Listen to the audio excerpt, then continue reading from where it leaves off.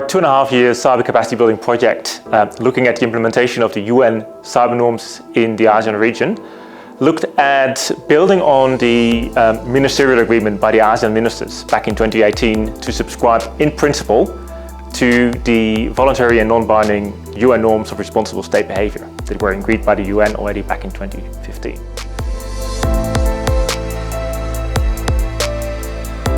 So the purpose of the norms is to contribute to international peace and security and to contribute to conflict prevention.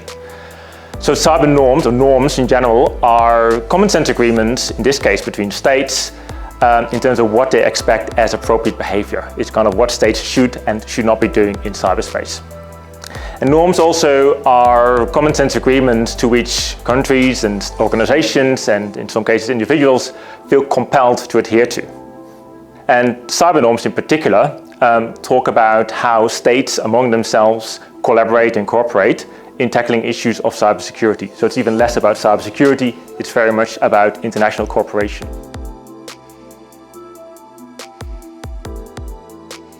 So in the last couple of years, the international discussion has really moved from agreeing to norms to agreeing about what implementation of the norms actually means.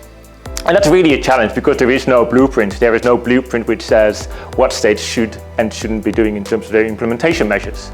So in the course of our project activities, we've come to kind of understand implementation to mean what are the examples that states can demonstrate by which they endorse, by which they internalize, and by which they practice the spirit of the UN norms.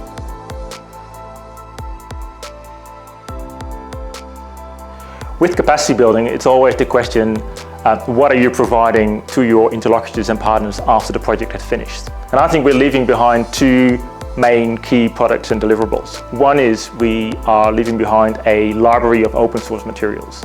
I think what's really interesting there is that we've been able to produce materials in some of the ASEAN languages.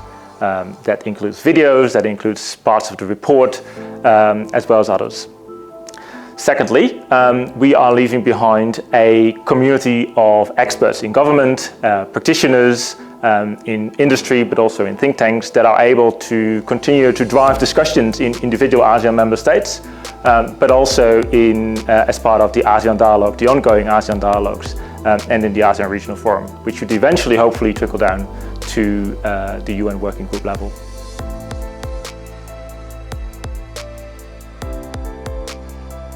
So based on our experience and lessons learned from this project, we really see an opportunity for ASEAN governments to be much more actively involved in the broader regional and UN level working groups.